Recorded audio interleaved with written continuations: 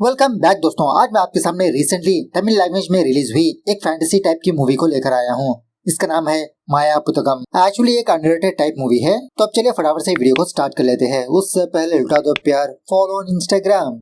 कहानी की शुरुआत में ही आधी रात के समय किसी गांव के एक बहुत बड़े बंगले को दिखाया जाता है। फिलहाल कुछ लोग इस बंगलों में घुसकर उस घर के सारे फैमिली मेंबर्स को मार देते हैं। बाद में ये सारे लोग इस घर में कुछ डिवाइसेस की मदद से एक मणि को ढूंढने लगते हैं। इसी दरमियान में ये सारे लोग किसी कमरे में जाकर चेक करने पर वहाँ पर इनकी डिवाइस बीप करने लगती है। वो बंदा अपने आदमियों से कहने लगता है कि फटाफट से यहाँ पर खुदाई करो। सो वहाँ पर खुदाई करने पर इनको एक छोटा सा बक्सा मिलता है और उसी तरह से एक किताब भी। इसमें एक मणि चमकती रहती है। जब वो बंदा उस मणि को छूने वाला होता है तो दूसरा बंदा कहने लगता है, अरे गुरुजी ने क्या कहा था कि इस मणि को छूना मत। वो बंदा कहने लगता है कि अरे यार, इस मणि को देखो, इसकी खूबसूरती को देखो, अगर गुरुजी भी यहाँ पर होते तो वो भी छू लेते।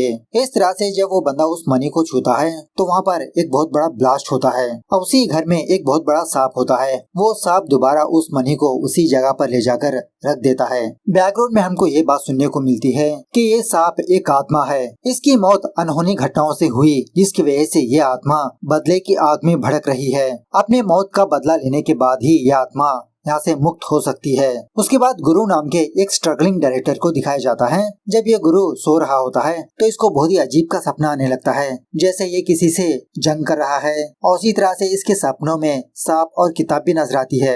ऐसे सपने इस गुरु को बार बार आने लगते हैं। इसको समझ में ही नहीं आता यही सपना मुझे बार बार क्यों आता है। इस गुरु का एक बेस्ट फ्रेंड होता है। गुरु का फ्रेंड गुरु को समझाकर उसको सुला देता है। खैर सुबह होने के बाद गुरु और उसका फ्रेंड एक प्रोड्यूसर के पास जाते हैं। ये प्रोड्यूसर इन दोनों को देखकर यही बात पूछने लगता है कि आप स्वामी जी के पास जाकर आए हो।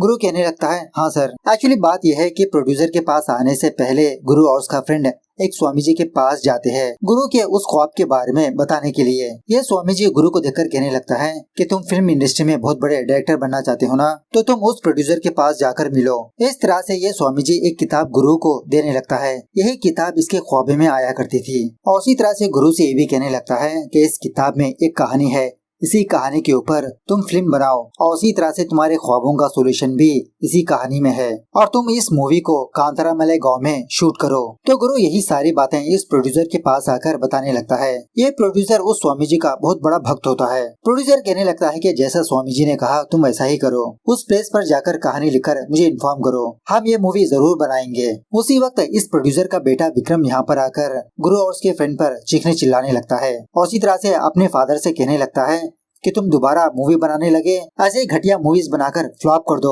और मुझे कंगाल कर दो। मैं भी देखता हूँ कि ये दोनों मूवी कैसे बनाएंगे। विक्रम जाने के बाद प्रोड्यूसर गुरु से कहने लगता है कि वो मेरा बेटा है, उसकी बातों पर इतना ध्यान मत दो, हम ये मूवी जरूर बनाएंगे और इसका सारा खर्चा मैं देख लूंगा। वो प्रोड्यूसर गुरु के साथ इसके एक बंदे को भी भेजने लगता है, वितगन, जो इसका एसोसिएटिव डायरेक्टर होता है। उसके बाद गुरु और उसका फ्रेंड खुशी के साथ वापस अपने घर पर जाने लगते हैं कि प्रोजेक्ट ओके हो चुका है, अब हमको कोई नहीं रोक सकता। उसी वक्त बाइक के जरिए से दो और बंदे गुरु की बाइक को ठोक देते हैं जानबूझकर और उसी तरह वो दो बंदे गुरु और उसके फ्रेंड पर भी हमला करने लगते हैं। गुरु जबरदस्त तरीके से उन दोनों से फाइट करने लगता है। उसी वक्त यहाँ पर वो प्रोड्यूसर का बेटा विक्रम आता है। एक्चुअली ये दो बंदे विक्रम के ही आदमी होते हैं। विक्रम ने ही इन दोनों को गुरु पर हमला करने के लिए भेजा। गुरु इस विक्रम को बहुत मार पीट कर यही कहने लगता है कि तुम जो चाहे कर लो, मैं ये मूवी बनाकर ही रहूंगा।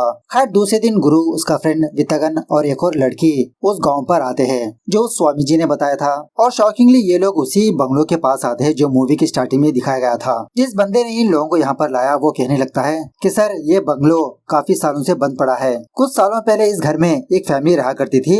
एक रात अचानक से इस घर में चोर घुस गए। सुबह होने के बाद हम लोगों ने ये देखा कि सारे लोग मरे पड़े हैं। वो लोग कैसे मर गए, किसने मारा, किसी को पता नहीं चला। अब ये इंसिडेंट सुनने के बाद बाकी लोग बहुत डरने लगते हैं। वितगन कहने लगता है, गुरु चलो यहाँ से चलते हैं, मैं प्रोड्यूसर से बात कर लूंगा। गुरु कहने लगता है, अरे नहीं सर, स्वामी जी ने खुद कहा मुझे यहाँ पर आने के लिए। कुछ दिन स्टे करते हैं, कहानी बनने के बाद यहाँ से चले जाएंगे। उसके बाद जब ये लोग इस घर के अंदर आते हैं तो इस घर में का वो सांप इनको ही ऑब्जर्व करने लगता है, स्पेशली गुरु को, लेकिन वो सांप इनको कुछ नहीं करता। थोड़ी देर के बाद गुरु के साथ आई हुई वो लड़की जोर जोर से चीखने चिल्लाने लगती है। गुरु का फ्रेंड और वितगन उस लड़की के पास जाने पर वो लड़की कहने लगती है, इस रूम से कुछ गया है, मे भी सांप हो सकता है वो। दूसरी तरफ वो गुरु एक कमरे में जाता है जो मूवी की स्टार्टिंग में कुछ लोगों को मनी मिली थी, ये सारा कमरा जला हुआ होता है। उसी कमरे में एक लड़की की पेंटिंग होती है। गुरु इस पेंटिंग को इस लड़की को देखकर मदहोश होने लगता है। वितकन दोबारा गुरु के पास आकर यही बात कहने लगता है कि गुरु, ये घर हमें नहीं चाहिए। ऑडियंस डरेंगी या नहीं ये बात तो मुझे पता नहीं, लेकिन मैं बहुत डर रहा हूँ। चलो दूसरा लोकेशन फाइंड आउट करते हैं। लेकिन गुरु दोबारा नहीं मानता। ये प्लेस बहुत ही इंटरेस्टिंग सी लगने लगती है इसको। उसके बाद गुरु उस किताब को पढ़ने लगता है जो गुरुजी ने इसको दिया था। इस किताब में एक रानी की कहानी लिखी होती है और इसी तरह इस किताब में वो रानी और ब्राह्मण की लव स्टोरी भी लिखी होती है। किस तरह से उन दोनों का मिलन हुआ और कैसे उन दोनों का प्यार अधूरा रह गया। खैर थोड़ी देर के बाद एक और स्वामी इस घर के पास आता है। इस स्वामी जी को देखकर विदगन गुरु के फ्रेंड को बुलाकर कहने लगता है कि फटाफट से नीचे बैठ जाओ, स्वामी जी आए हैं। गुरु का फ्रेंड यही कहने लगता है कि अरे यार हम क्यों नीचे बैठे। वो स्वामी जी गुरु के फ्रेंड भूमिनाथन को एक पार्सल देने लगता है। इस पार्सल में कुछ तावीज वगैरह होते हैं। भूमिनाथन वो स्वामी जी से पूछने लगता है कि स्वामी जी आप कौन हो। वो स्वामी जी कहने लगता है कि मैं आश्रम में डिलीवरी बॉय हूँ। यह सुनने के बाद भूमिनाथन वितकन को बहुत ही गुस्से से दिखने लगता है। एक कोरियर बॉय को इतना रिस्पेक्ट देने लगे तुम। बाद में ये चारों उन तावीजों को पहन लेते हैं। वितकन तो यही कहने लगता है कि अब कोई भी भूत हमारे पास नहीं आ सकता। उसी रात गुरु अपनी स्टोरी के बारे में बाकी लोगों को एक्सप्लेन करते रहता है। इसी बातों में वो प्रोड्यूसर गुरु को कॉल करने पर गुरु थोड़ा साइड में जाता है उस प्रोड्यूसर से बात करने के लिए। प्रोड्यूसर से यही कहने लगता है कि सर मुझे और थोड़ा टाइम चाहिए, हम लोग यहीं पर रहकर स्क्रिप्ट का काम देखेंगे। प्रोड्यूसर भी कहने लगता है ठीक है तुम्हारी मर्जी, अगर किसी चीज की जरूरत हो तो मुझे कॉल कर लेना। अब इसी दरमियान में उस घर का सांप गुरु को ही ऑब्जर्व करते रहता है। तभी सडनली उस कमरे का दरवाजा अपने आप बंद होने की वजह से गुरु उसी कमरे में बेहोश पड़ा होता है। इसके फ्रेंड्स इसके पास आकर होश में लाते हैं। दूसरे दिन वो वितगन उस रानी की फोटो के सामने खड़ा रहता है। भूमिनाथन से कहने लगता है कि मुझे लगता है कि इस घर में इसी लड़की की आत्मा है। इसी लड़की की आत्मा ने गुरु को उस कमरे में बंद कर दिया था। अगर वही वो बुरी आत्मा है तो मैं तावीज निकालने से वो मेरे सामने आएगी। इस तरह से उस स्वामी जी की तावीज निकाल देता है। उसी वक्त इस घर में उसी रानी की भेष में एक लड़की आने लगती है। ये देखकर भूमिनाथन, उसकी फ्रेंड और वितगन बहुत डरने लगते हैं। भूमिनाथन तो वितगन को बहुत डांटने लगता है, क्या रे यार तुम क्या पागल इंसान हो, तुमने तावीज क्यों निकाली। अब देखो सच में वो भूत इस घर में आ गई। बाद में पता चलता है कि एक्चुअली ये लड़की एक एक्ट्रेस है। लड़की का नाम होता है रिया। गुरु ने ही इसको यहाँ पर बुलाया होता है। इस रिया के साथ एक मेकअप मैन या वुमेन भी होती है। गुरु इस रिया के साथ कुछ स्क्रीन टेस्ट करता है। रिया की एक्टिंग देखकर गुरु डिसाइड कर लेता है कि इस कहानी में रिया ही रानी का कैरेक्टर निभाएगी। दूसरे दिन गुरु उस रिया को उस रानी का कैरेक्टर समझाने लगता है कि किस तरह से वो रानी अपनी प्यार के लिए तड़पती है। ऐसे अपने प्यार को याद करके एक तुम अच्छा सा डांस करो। उस डांस में एक दर्द होना चाहिए, दुख होना चाहिए। लेकिन रिया उस कैरेक्टर को फील ही नहीं कर पाती और उसी तरह से डांस भी नहीं कर पाती। जब गुरु उस रिया को बहुत डांटते रहता है तभी वितगन गुरु से कहने लगता है कि गुरु तुम एक डायरेक्टर हो, पहले तुम करके दिखाओ एक्ट्रेस को, तभी कैरेक्टर समझ में आएगा। तो गुरु उसी तरह से उस कैरेक्टर को अच्छे से फील करके जबरदस्त तरीके से डांस करने लगता है। इसका फ्रेंड तो शॉक में रह जाता है कि गुरु ऐसा डांस कब सीखा। उसके बाद रिया के पास जो मेकअप मैन होती है वो विक्रम को फोन करके कहने लगती है कि सर उस किताब को मैंने हासिल कर लिया, आप फटाफट से यहाँ पर आ जाइए, मैं आपको वो बुक दे दूंगी। अब बाद में ये मेकअप मैन इस किताब को बस ऐसे ओपन करके पढ़ने लगती है कि आखिरकार इस किताब में ऐसी कौन सी कहानी है। तभी उस घर का सांप इस मेकअप मैन के पास आकर इसको डस के मार देता है। थोड़ी देर के बाद बाकी लोग इस बंदा या बंदी के पास आकर इसकी लाश को देखकर शॉक में रह जाते हैं। वितगन कहने लगता है कि गुरु ये बात प्रोड्यूसर को बतानी होगी। गुरु कहने लगता है नहीं नहीं सर, अगर प्रोड्यूसर को बताएंगे तो ये प्रोजेक्ट स्टॉप कर देंगे। वितगन कहने लगता है अरे तुम डरो मत, मैं बात कर लूंगा। वितगन उस प्रोड्यूसर को फोन करके इस हादसे के बारे में बताने लगता है। पहले तो प्रोड्यूसर उस किताब के बारे में पूछने लगता है। वितगन कहने लगता है कि वो किताब तो सेफ ही है। प्रोड्यूसर कहने लगता है कि तुम ये बात किसी को मत बताना, तुम सारे लोग मिलकर उस लाश को कवर कर दो, मतलब कहीं पर दफना दो, और उसी तरह से गुरु से कहो कि डरना नहीं, पुलिस के बारे में मैं संभाल लूंगा। सो बाद में ये सारे लोग उस मेकअप मैन को उसी किसी जगह पर दफना देते हैं। अब इस हादसे के बाद गुरु बहुत ही डिमोटिवेट हो जाता है। उसी वक्त उस प्रोड्यूसर का ड्राइवर गुरु को फोन करके कहने लगता है कि सर ने आपको कुछ पैसे भेजा है, अगर आप बाहर आ जाएंगे तो मैं आपको दे दूंगा। सो गुरु बाहर जाने के बाद वो विक्रम इस घर के पास आता है उस किताब को लेने के लिए। तभी ये विक्रम किसी कमरे में किसी चीज को देखकर डर के मारे यहाँ से भाग जाता है। दूसरी तरफ गुरु अपने बाइक के जरिए से किसी जगह पर आता है पैसे लेने के लिए। तभी कुछ बंदे इस गुरु के पास आकर इसको बहुत मारने पीटने लगते हैं। जब गुरु बहुत जख्मी हो जाता है तो तभी इसके शरीर में वो सांप वाली आत्मा घुसकर उन सारे गुंडों को बहुत मारने पीटने लगती है। वो सारे गुंडे डर के मारे यहाँ से भागने लगते हैं कि लगता है इस बंदे के अंदर कोई शक्ति है। ये सब कुछ होने के बाद गुरु वापस इस घर के पास पहुंच जाता है। तभी ये देखता है कि वो सांप इसके साथ ही आई थी और गुरु के साथ ही उस घर के अंदर दोबारा जाने लगती है। जब गुरु इस घर के अंदर आता है तो वो सांप इसको नजर नहीं आता। वो आवाज लगाने लगता है कि मुझे पता है कि तुम कोई मामूली सांप नहीं हो, तुम एक शक्ति हो, तुमने ही मेरी जान बचाई, कहाँ हो तुम। गुरु की ये हरकत देखकर बाकी लोग गुरु को संभालने लगते हैं। अरे गुरु तुम्हें क्या हो गया, अपने आप को संभालो, तुम किससे बात कर रहे हो। गुरु समझाने लगता है कि जब से हम लोग इस घर पर आए हैं मेरे साथ कुछ न कुछ हो रहा है। तुम लोगों ने तो मुझे वो मेरा डांस दिखाया था, लेकिन मुझे याद ही नहीं कि कब मैंने उस डांस को किया। और उसी तरह से अगर आप ऑब्जर्व करोगे तो मेरी आंखें उस टाइम नीली थी और उसी तरह से आज एक सांप मेरी जान बचाई, वो सांप मुझे फॉलो कर रही है। खैर दूसरी तरफ वो प्रोड्यूसर का बेटा विक्रम अपने कुछ आदमियों को बुलाकर कहने लगता है कि तुम लोग उस घर पर जाकर उस गुरु को मार दो। विक्रम की जीएफ पूछने लगती है कि तुम तो वहाँ पर गए थे ना, तुम ही मार देते। विक्रम कहने लगता है कि उस घर में मैंने एक शक्ति को देखा, इंसान वाली सांप, शायद वही सांप उस गुरु की जान को बचा रही है। यही कंफर्मेशन के लिए मैं अपने आदमियों को भेज रहा हूँ। सो उसी रात उस विक्रम के आदमी इस गुरु के कमरे में चोरी चुपके घुसने लगते हैं मारने के लिए, लेकिन एक अनजान शक्ति इन दोनों को रोकने लगती है, गुरु को मारने ही नहीं देती। कोई भी इन दोनों को नजर ही नहीं आता। खैर सुबह होने के बाद ये सारे लोग उस घर के बाहर 2 फोन्स को फाइंड आउट करते हैं। उन फोन्स को विक्रम कॉल करते रहता है। जब गुरु एक फोन को पिक करता है तो विक्रम यही बात पूछने लगता है कि तुम लोग फोन क्यों पिक नहीं कर रहे, क्या वहाँ का काम खत्म हो चुका है। गुरु समझ जाता है कि कल रात 2 बंदे इसको मारने के लिए आए थे और वो बंदे विक्रम के ही है, लेकिन इसको मार नहीं पाए। बाकी लोग भी गुरु की बातों पर यकीन करने लगते हैं। हाँ सच में इस घर में कोई शक्ति है जो गुरु को बचा रही है, लेकिन वो लड़की किसी को भी नजर ही नहीं आती। उसके बाद गुरु मूवी की कहानी लिखने लगता है। उसी वक्त वो सांप वाली लड़की गुरु के पास आकर इसके बाल संवारने लगती है, मतलब बहुत ही प्यार भरी निगाहों से देखने लगती है, लेकिन इसकी टच और इसको गुरु देख नहीं पाता। गुरु दोबारा उस जले हुए कमरे पर आकर उस सांप को बुलाने लगता है कि कहाँ पर हो तुम, प्लीज मुझे एक बार नजर आओ, यहाँ से जाने से पहले मैं तुम्हें देखना चाहता हूँ। आखिरकार तुम मुझे क्यों बचा रही हो, तुम्हारा मेरा रिश्ता क्या है, प्लीज एक बार मुझसे बात करो। अगर तुम मेरे सामने नहीं आओगी तो मैं यहाँ से चला जाऊंगा। तभी वो लड़की गुरु को आवाज लगाने लगती है कि रुक जाओ, मैं तुम्हें नजर नहीं आ सकती, लेकिन मेरी आवाज तुम सुन सकते हो। मेरे बारे में जानने से पहले तुम खुद के बारे में जानो, लेकिन मैं तुमको तुम्हारे बारे में जरूर याद दिलाऊंगी। इस तरह से अपने बारे में बताने लगती है कि काफी सालों पहले मैं सेल्वपुरी की रानी हुआ करती थी। हमारे राज्य से काफी दूर एक और राज्य था। मेरे पिताजी का नाम रंगराजा था, जो भगवान के बहुत बड़े भक्त थे। वही दूसरे राज्य का राजा सिंगवरायन हमारे पिताजी के क्वाइट ऑपोजिट, भगवान को नहीं मानता था। सो दूसरे राज्य वाले हमारे राज्य पर हमला कर दिया।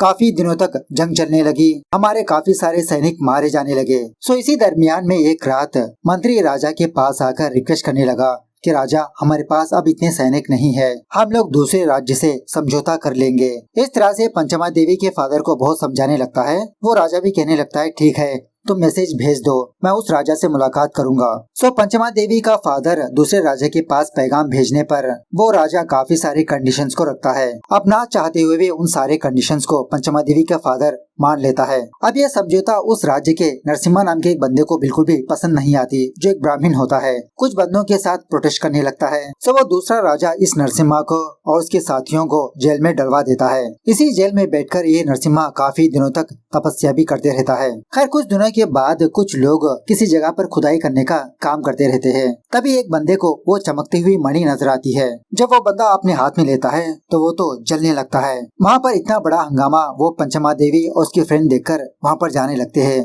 कि वहाँ पर एक बंदा जल रहा है। पता नहीं वहाँ के साले कर क्या रहे थे, उस आग को बुझाने के बजाय बस देखते रहते हैं। उसके बाद वो रानी पंचमा देवी भी उस मणि को छूने लगती है। बाकी लोग मना करते रहते हैं, लेकिन शॉकिंगली मणि को छूने के बाद इस रानी को कुछ भी नहीं होता। पंचमा देवी की फ्रेंड यही सोचने लगती है कि जिसका मतलब वो आग इस मणि से नहीं हुई। इस तरह से जब ये भी छूने लगती है तो इसके हाथ को भी आग लगने लगती है। पंचमा देवी फटाफट से उस आग को बुझा देती है। अबे साले उसी हाथों से उस बंदे की आग को भी बुझा लेती, साला बच जाता। खैर बाद में पंचमा देवी और उसका फ्रेंड एक गुरुजी के पास जाकर उस मणि के बारे में पूछताछ करने लगते हैं। वो गुरुजी पंचमा देवी का पास्ट फ्यूचर देखकर इन दोनों से कहने लगता है कि पंचमा देवी अपने पिछले जन्म में नाग देवता की बेटी थी। कुछ कारणों की वजह से वो श्रापित हुई। पंचमा देवी का ये तीसरा जन्म है।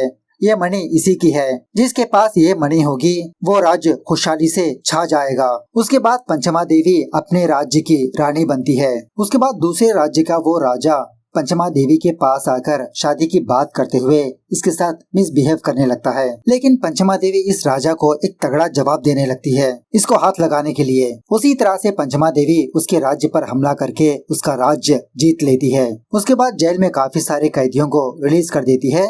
उसमें नरसिम्हा भी होता है। रानी पंचमा देवी के बारे में सुनने के बाद ये नरसिम्हा बहुत खुश होने लगता है और उससे पर्सनली मिलने की इच्छा करता है, लेकिन सैनिक इसको मिलने नहीं देते। इसके बावजूद भी ये नरसिम्हा जबरदस्ती पंचमा देवी के पास जाता है। इस नरसिम्हा ने कुछ चीजें लिखी होती है तालपत्र में, वो सारे तालपत्र पंचमा देवी को देने लगता है। उस तालपत्र में उस नरसिम्हा ने इस राज्य के फ्यूचर के बारे में लिख चुका होता है। पंचमा देवी उसी नरसिम्हा के बारे में अपने पिताजी से बताने पर वो बहुत खुश होने लगता है, क्योंकि वो नरसिम्हा बहुत ही टैलेंटेड होता है। पंचमा देवी से कहने लगता है कि तुम मुझसे शादी कर लो, वही तुम्हारे लायक है। सो बाद में पंचमा देवी और वो नरसिम्हा लगातार मुलाकातें करने लगते हैं और उसी तरह से एक दूसरे से प्यार भी करने लगते हैं। लेकिन इन दोनों का मिलन मंत्री को बिल्कुल भी पसंद नहीं आता। सो उस नरसिम्हा को मारने के लिए वो मंत्री नरसिम्हा को उस मणि के पास लाकर इसको छूने के लिए कहता है। लेकिन शॉकिंगली मणि छीने के बाद ये नरसिम्हा को आग ही नहीं लगती, कुछ भी नहीं होता। उस मंत्री के तो होश ही उड़ जाते हैं कि इस नरसिम्हा को रास्ते से हटाने के लिए कुछ और प्लान करना पड़ेगा।